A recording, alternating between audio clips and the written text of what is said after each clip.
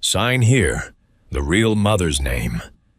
He slid the hospital form toward his mistress after crossing out his pregnant wife's name. She's the mother, he said without looking up. His family agreed. The nurse froze, stared at the form, then quietly picked up the phone. Less than a minute later, someone walked into the lobby, and the room fell completely silent. Her name was Jasmine. She woke before the sun that morning, the way she always did. 8 months along, her back aching, her feet swollen, but her hands steady. She made coffee in a kitchen the size of most people's apartments, in a house her husband believed he had earned. She poured 2 cups. She only needed 1. But she poured 2 anyway. The way a hopeful woman does when she is still pretending her marriage has 2 people in it. Watch closely. Because Jasmine had a habit you need to remember. Whenever she was nervous, whenever the world pressed down on her, her right hand would slip into her pocket and close around a small brass pin. An old thing, worn smooth at the edges. A nursing pin that had belonged to her late mother. She held it the way some people hold a prayer. Her husband's name was Omari, and Omari that morning did not come down for coffee. He had been distant for months, cold in a way she felt but could not name. She told herself it was stress. She told herself men got that way. She told herself a lot of things, because the truth was standing in her own house, and she was not ready to look at it. What Jasmine did not know was that the truth had a name too, and that name was Brielle. Have you ever loved someone so much you refused to see what was right in front of you? That was Jasmine. Brilliant in every room but her own bedroom. She could read a balance sheet in seconds. She could read her husband not at all. Or maybe she could. Maybe she just didn't want to. That morning, the cramping started early. A sharp pull low in her belly, then another. She pressed her hand flat against herself and breathed. The baby was coming soon, maybe today, maybe tomorrow, but soon. She called up the stairs for Omari. No answer. She called again. Nothing. So she did what she had done 1,000 times in her life. She handled it herself. She drove to the one place that had always felt like home, Vance Memorial, the biggest medical center in the city, gleaming glass, 11 floors, a children's wing that turned no family away. People in that city were born there, and they died there. They trusted it with everything. And here is the first secret I'll let you carry, because the people in this story did not know it yet. Jasmine did not just walk into that hospital as a patient. She walked in as its founder. But nobody saw that. Nobody ever saw that. Because Jasmine had spent her whole life learning one hard lesson, the one she would whisper to herself in her darkest hours. The quietest person in the room is almost never the weakest. She checked herself into the maternity floor. The contractions were still far apart.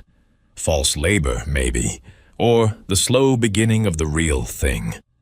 A nurse named Denise helped her into a chair in the main lobby to wait for a room to open.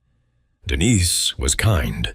Denise had worked there 19 years, and Denise, though Jasmine didn't know it yet, was about to become the most important stranger in her life. That was when the front doors opened, and Omari walked in. He was not alone. On his arm, in a coat too expensive for a Tuesday, walked Brielle. Tall, beautiful, wearing a smile that had no warmth in it at all. And behind them, like a queen following her son into court, came Gloria, Omari's mother, a woman who had never once called Jasmine by her name without making it sound like an insult. Jasmine's hand went into her pocket. The pin, cold and smooth.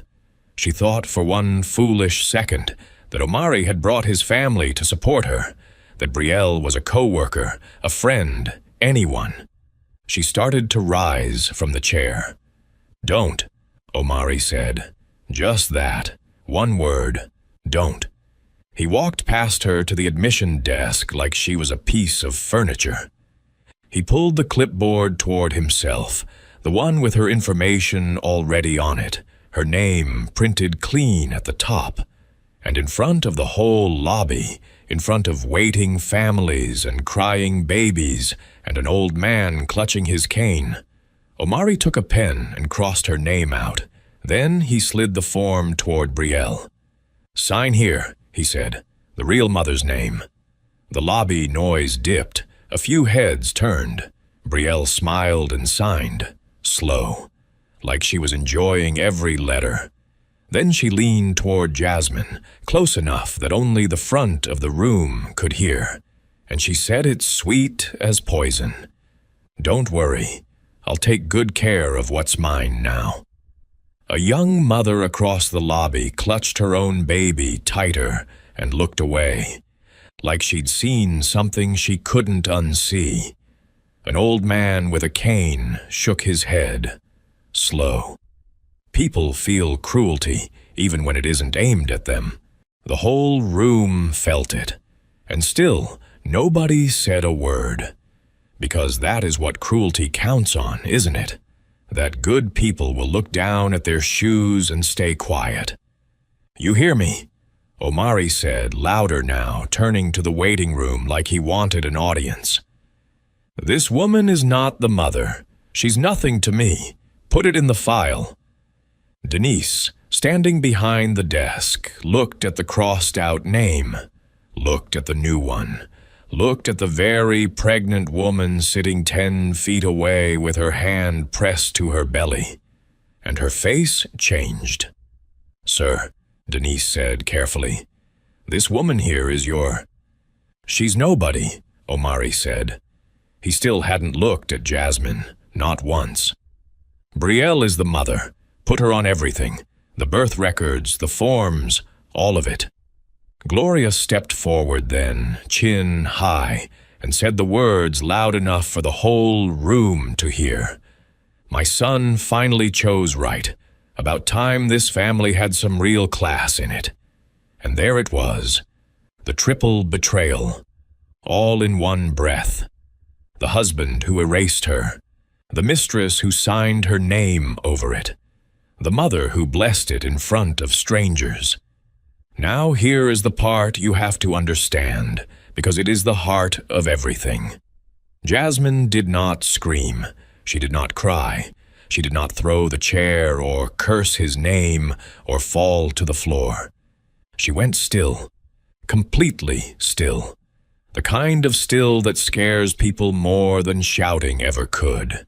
Her hand closed tight around that little brass pin in her pocket, and she looked not at Omari, not at Brielle, but up at the far wall of the lobby, where a curtain covered a plaque waiting to be unveiled for the new wing.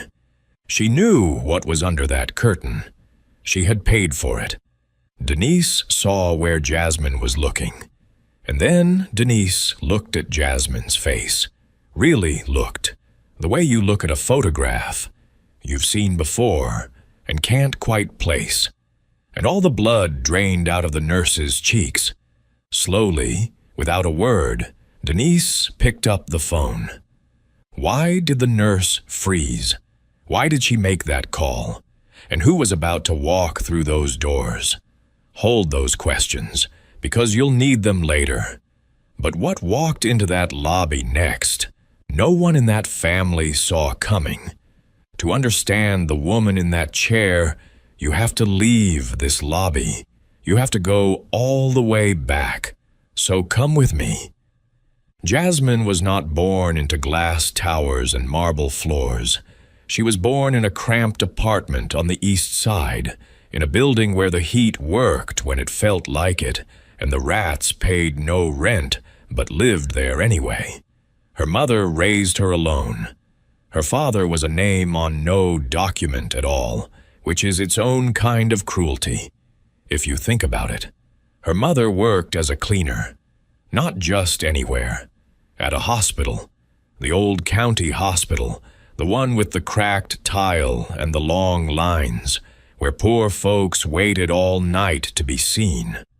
Every evening her mother put on a gray uniform and a small brass nursing pin she was not technically allowed to wear because she had once dreamed of being a nurse and never could afford the schooling. So she pinned it on anyway. A private little act of defiance, a promise to a dream that life had not kept. Jasmine had a younger brother, a sweet, asthma-rattled boy named Elijah, who laughed too loud and loved too easy. One winter, Elijah couldn't breathe. Their mother carried him to that same hospital, the one she cleaned, and she begged them to help him. And a man behind a desk, a man with no cruelty in his face, just tiredness and rules, told her they couldn't admit him without payment up front. Money they did not have. Money they would never have. They sat in that waiting room for 6 hours, a little black boy fighting for air and a system that looked right through him. Elijah lived. Barely. But Jasmine never forgot the sound of her mother begging. She never forgot the way the man's eyes slid past them, like they were already gone. And on the bus ride home that night, her mother held her hand and said something Jasmine would carry to her grave. "Baby," her mother whispered, "the world will slam doors in your face your whole life. Don't waste your time crying at them." She pressed that little brass pin into Jasmine's small palm and closed her daughter's fingers over it. You build the door they slammed. You build it so big they can't ever close it again, and you let everybody in. Do you hear that? Build the door they slammed.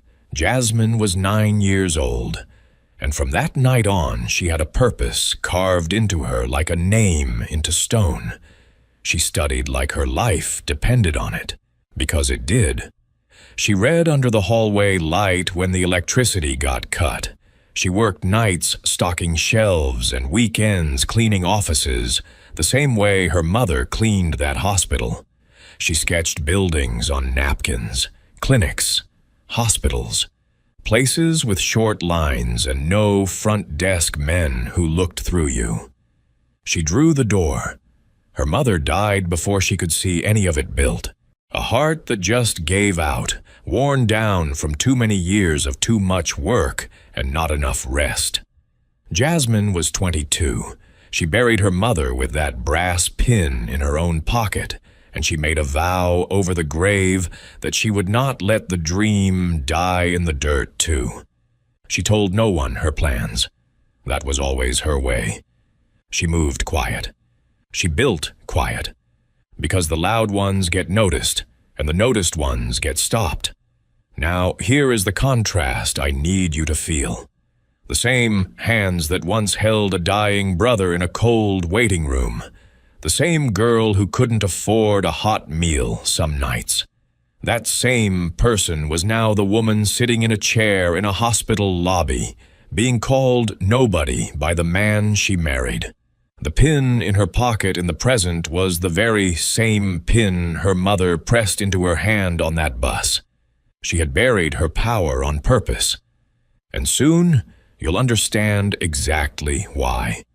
But first, you need to see how the man who erased her ever got close enough to do it. Omari had not always been cruel. That is the hard truth of it. Cartoon villains are easy to hate and easy to forget. Real ones are worse, because you understand them. When Jasmine met Omari, he was charming and warm, and a little bit lost. He came from a family that had money once and lost it, and that loss had sat in his chest his whole life like a stone.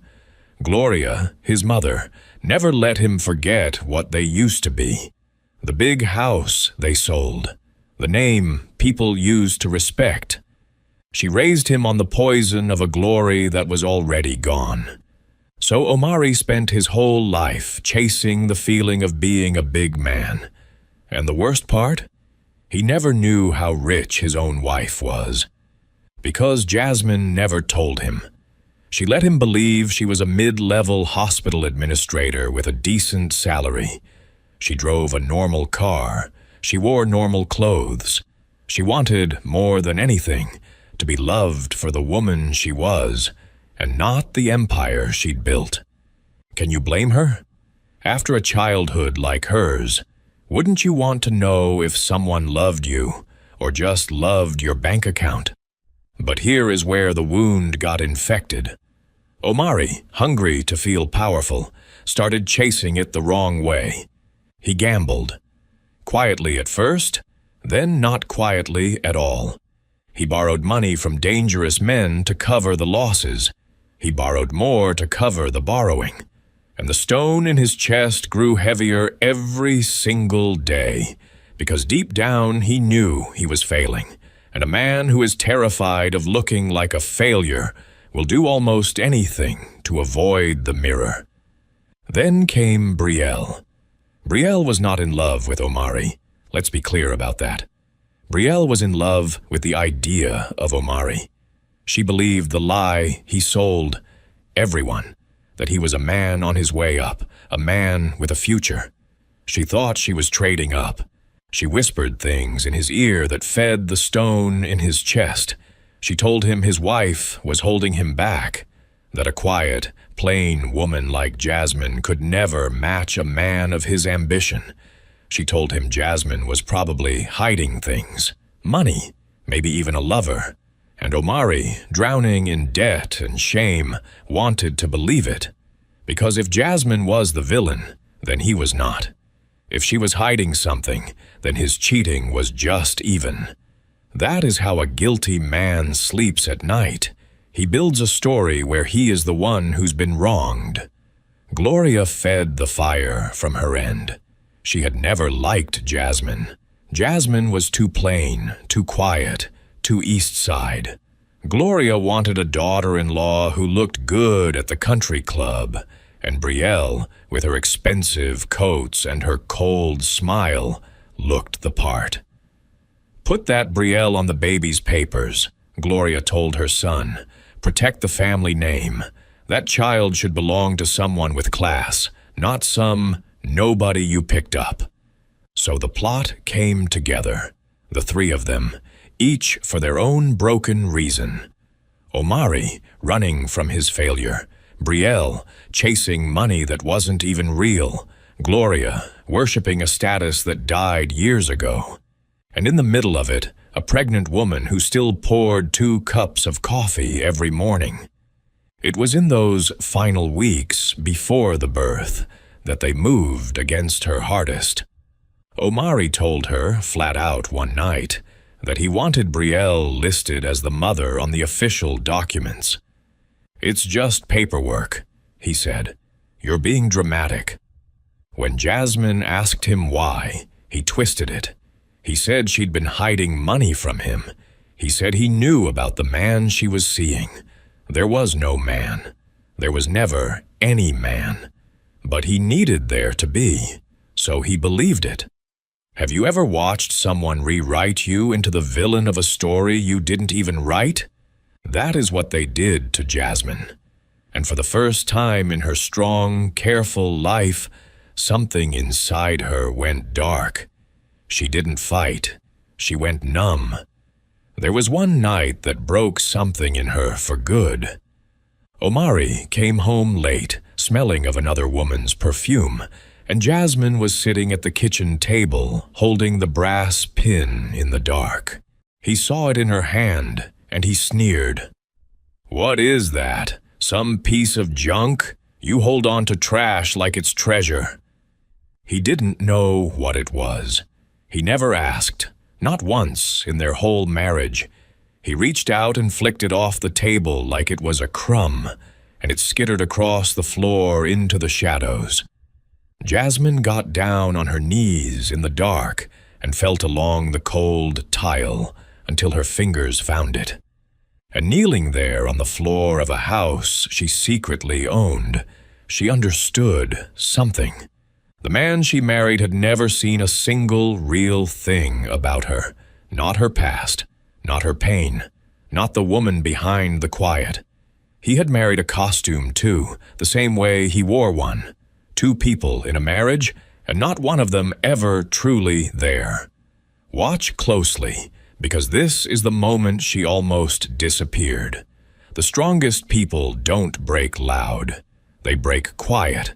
They get smaller and smaller until one day you look up and the light's just gone out of them. That is what was happening to Jasmine, day by day, in a mansion full of things that meant nothing. She stopped eating much.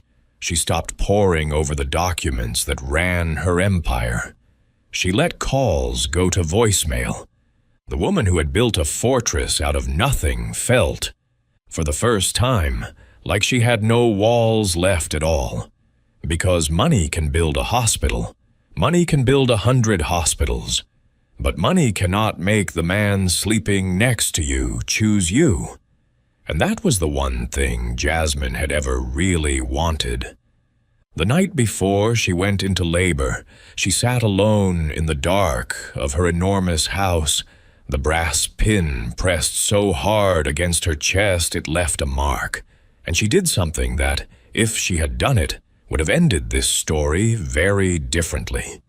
She picked up a pen, and she nearly signed the papers, nearly gave Brielle her name, her baby, everything, just to make the cruelty stop. Her hand shook over the line, and then her phone lit up. A text from Denise, the nurse, who had quietly become a friend over the years without ever knowing who Jasmine truly was. Just 3 words. "You okay, sis?"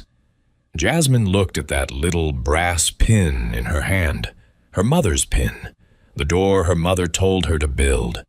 And she thought of Elijah gasping in a waiting room while the world looked through him. She set the pen down. For 10 years, she had chosen silence. That night, silence chose to end. But she didn't know it yet. She just knew she wasn't going to sign. Not yet.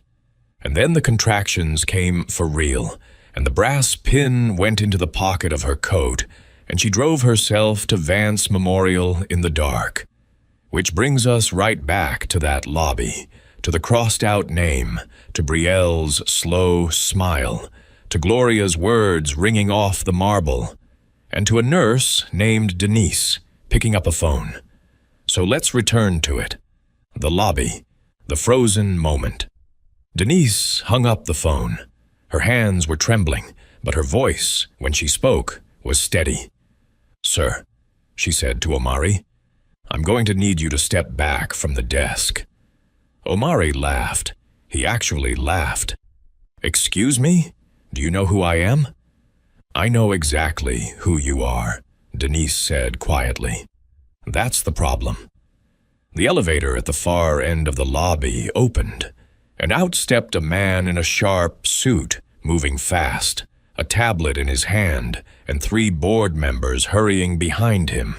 This was Mr. Coleman, the hospital's director, the most powerful administrator most people in that building had ever met.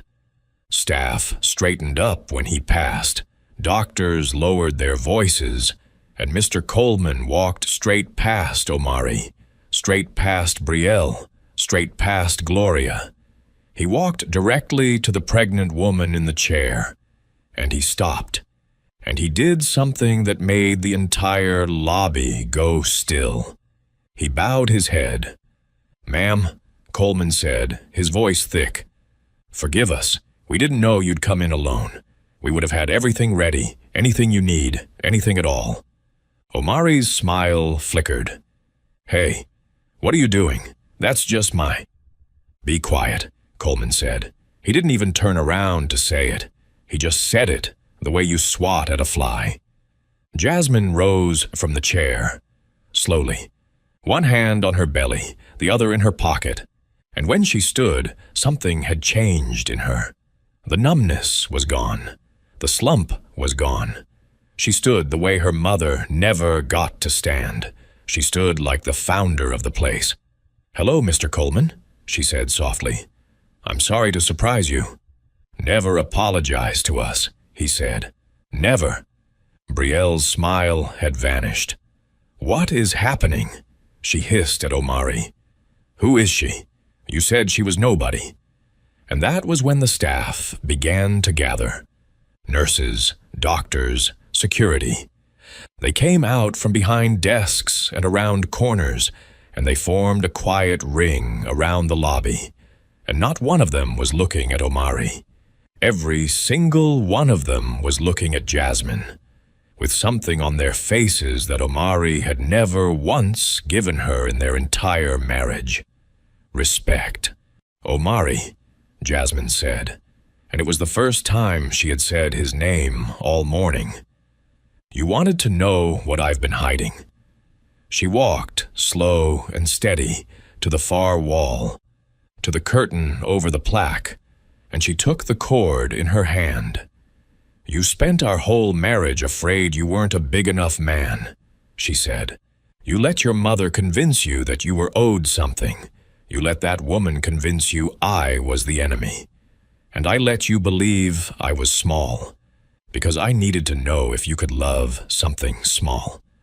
Her voice did not rise. It got quieter, and quieter was worse. "Now I know." She pulled the cord. The curtain fell, and there, carved in stone and brass, were the words, "Vance Memorial, founded by Jasmine, owner and chairwoman." The whole lobby read it at once. You could hear the breath leave the room. Gloria's hand went to her throat. Brielle took a step back, like the floor had moved under her. And Omari, the man who had crossed out his wife's name not 20 minutes earlier, stared at that wall like a man watching his own grave being dug. "That's not possible," Omari whispered. "You're an administrator. You drive a... You wear... This is a mistake." Jasmine turned to face him, and finally, he was looking at her, now that it was too late. "No," she said. "The mistake was thinking my silence meant I had nothing." Brielle found her voice, shrill and panicked. "You're lying. This is some kind of trick. You don't own this. You can't." Jasmine looked at her almost gently. "Every brick you're standing on has my name underneath it," she said, "including the one you just tried to write yours on top of." Gloria pushed forward, her voice cracking, trying to save the only thing she had ever worshipped. "Now wait. Let's all be reasonable. We're family. You wouldn't embarrass family in public, a woman of your standing." "Family," Jasmine repeated. And for the first time, something flickered across her face. Not anger, something colder. "You stood in this lobby 10 minutes ago and called me nobody. You blessed it. You smiled." She turned her eyes back to her husband. "Tell her, Omari. Tell your mother who taught you that a person is only worth what they appear to be." Omari had no words left. He took a step toward her, his hands open, the swagger gone, and what was underneath it was a small and frightened man. "Please," he whispered, "just listen. I made mistakes. I was scared. The money, the debts, I was drowning. I didn't know. I swear to God I didn't know who you—" "That's the saddest part," Jasmine said, and her voice finally dropped to almost nothing, so the whole room had to lean in to catch it. "You didn't need to know I owned a single building. You only needed to know I was your wife. And that was never enough for you." Nobody moved. A nurse near the back had a hand over her mouth. Mr. Coleman stood with his head still bowed. And the quietest person in the room is almost never the weakest, was the thought that crossed more than one mind in that lobby, though none of them could have put it into those words. "And here is the money line. The one I promised you would come." Jasmine looked around the lobby, at the 11 floors of glass above her, and she said it soft, almost to herself. There was a night when I was a girl, when I couldn't scrape together the coins for the bus ride to this very block. She let that sit. This morning, I could have bought this block, this building, and every name standing in it, and never felt it leave my account. Nobody moved, nobody breathed. The man who walked in had not been a man at all.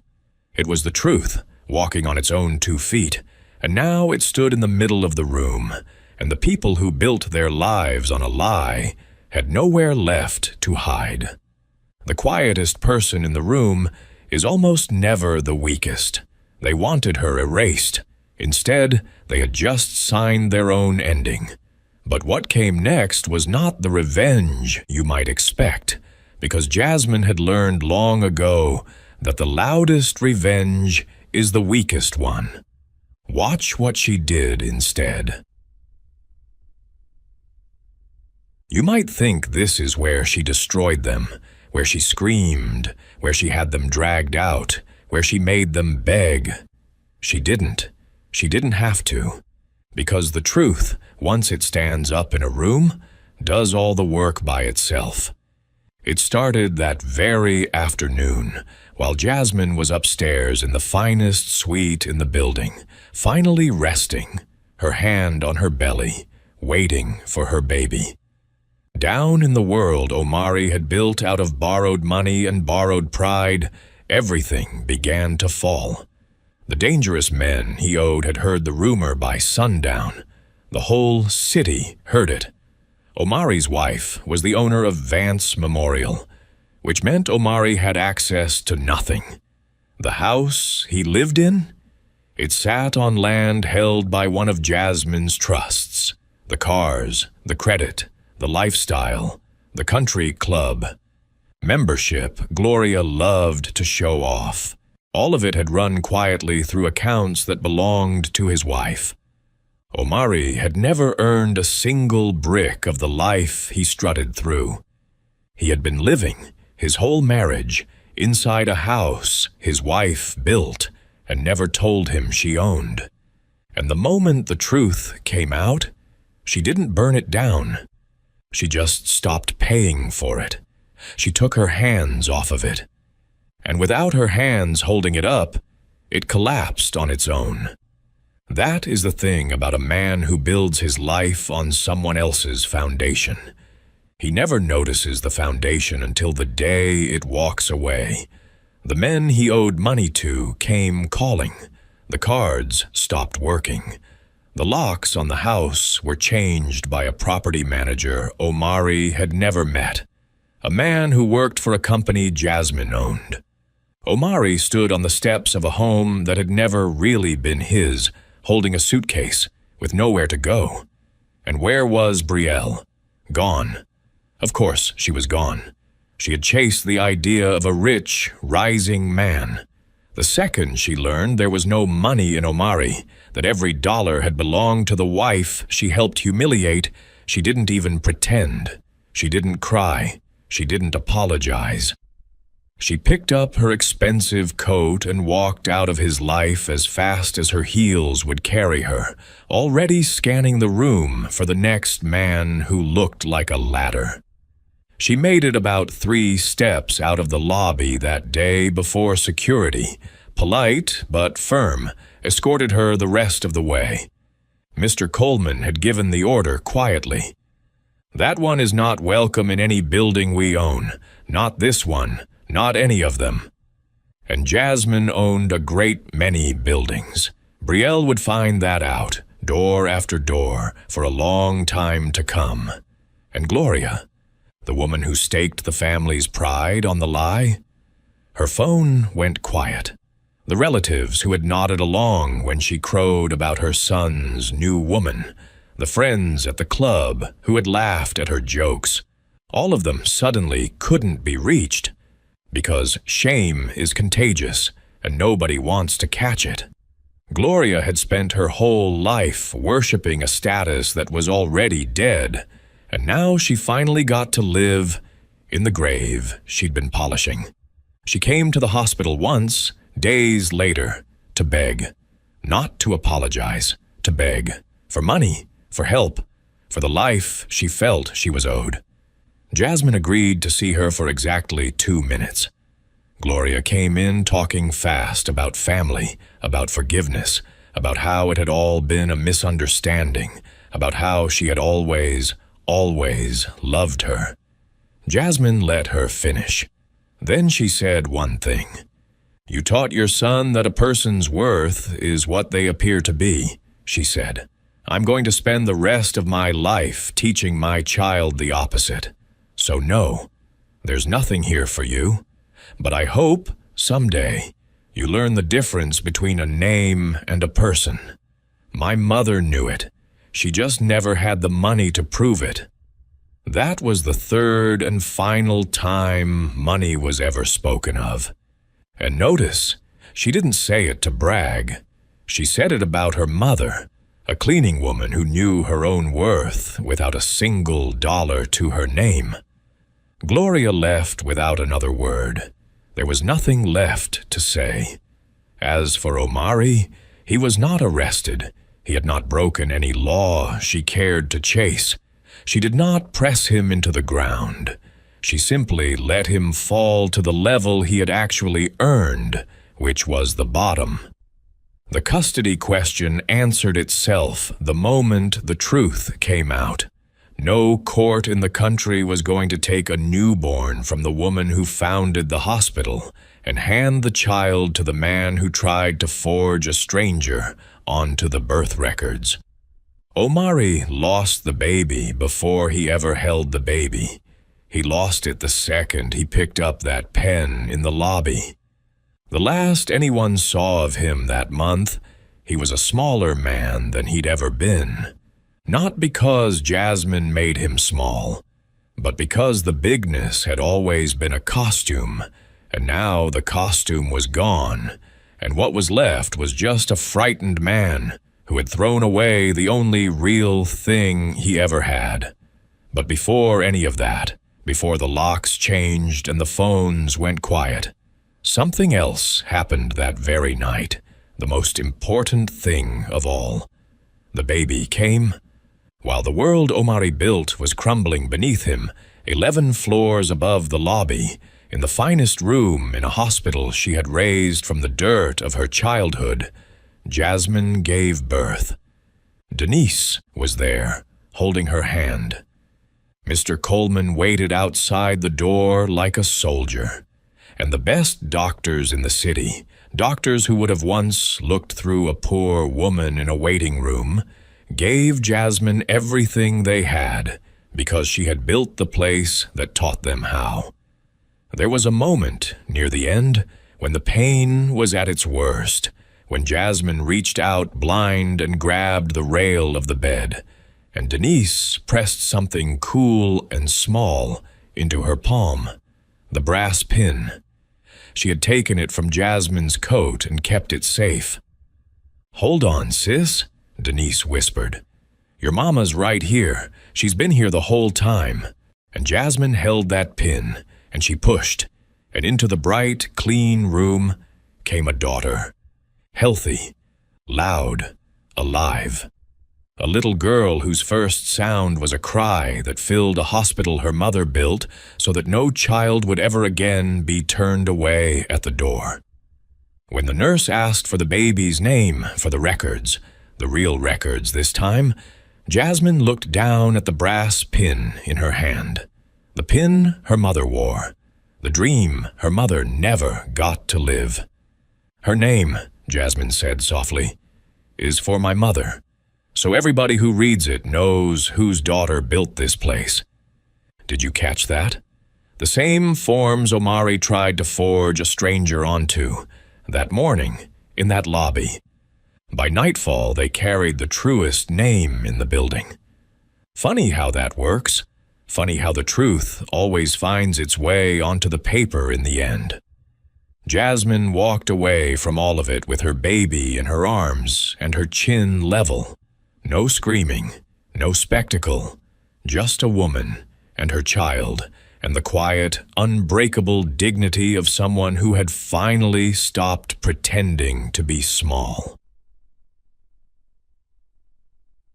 Months passed, and on a bright, ordinary morning, in a part of the city most people drove past without slowing down.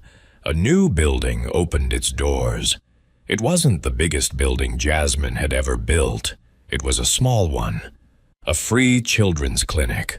On the east side, 3 blocks from the apartment where she'd grown up, 2 streets over from the old county hospital where a tired man once looked through her dying brother.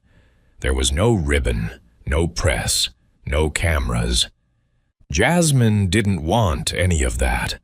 She came in the early morning with her baby in a soft wrap against her chest, a healthy, perfect child with her mother's calm eyes, and she walked to the front wall where a small space had been left empty on purpose.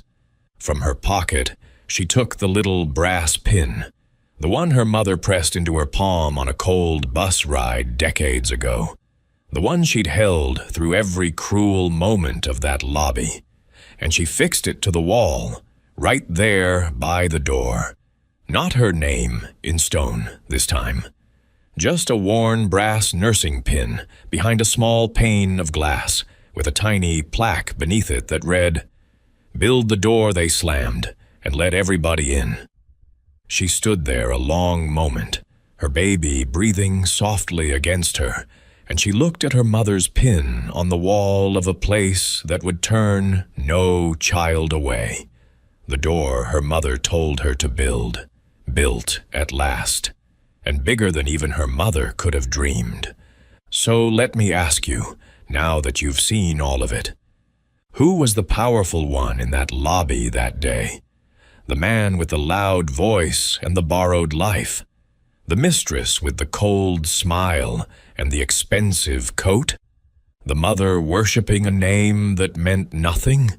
Or the quiet woman in the chair with her hand in her pocket, holding a piece of cheap brass worth more than every dollar in that building? You already know the answer. You knew it before I said it. Power doesn't always raise its voice. Sometimes it just waits. It builds, patient and silent, in the dark, while the loud ones strut and the cruel ones plot. And then, one day, in its own time, it simply stands up, pulls back a curtain, and lets the truth do the rest. Jasmine lost a husband who never really chose her. She lost a family who never really saw her. And she let them go, not with hatred, but with the open hand of a woman who finally understood that the people who tried to erase her were never holding the pen. She was. She always had been. She lost a husband, a family, and a name they tried to bury. And still she chose to build instead of break. If her silence taught you something tonight, do one thing for her. Like this story, and leave one word in the comments. Founder. So we know you saw what they couldn't. Subscribe, because the next woman they underestimate has an even bigger secret. And remember, always remember, the quietest person in the room is almost never the weakest.